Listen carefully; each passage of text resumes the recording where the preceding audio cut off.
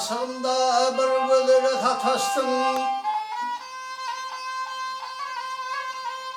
Yasığımda bir gözüyle tatastım. Gözlerinin gözü kuyrukta vali.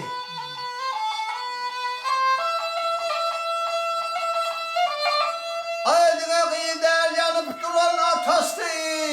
Karayısı bu koşa karakta vali.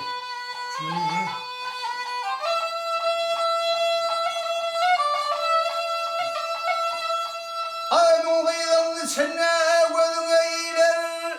Korkusun bilen söyüttüm neler.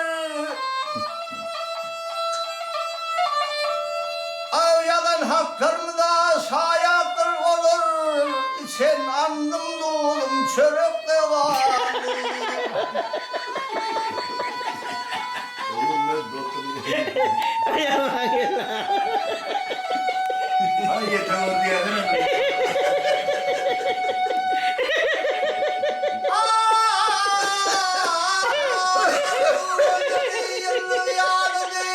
Ura bela ura. Arkamdan aşağı kullu yalıdı.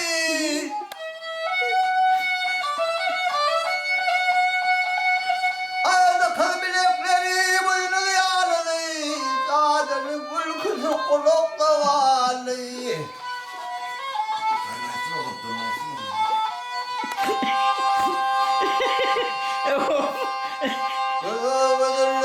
Gözlerinde hümmet var. Bu kıyıların kuzuğunda cennet var.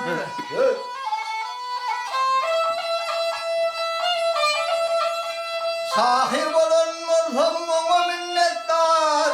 O yıllar nehirli ulukta gali.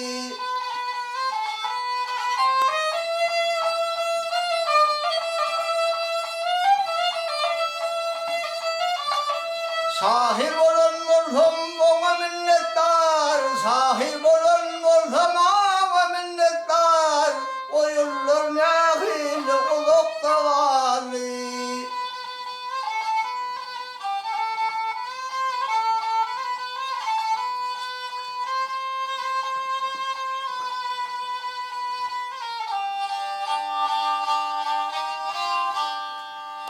Ay, Tamam. Yemedin de.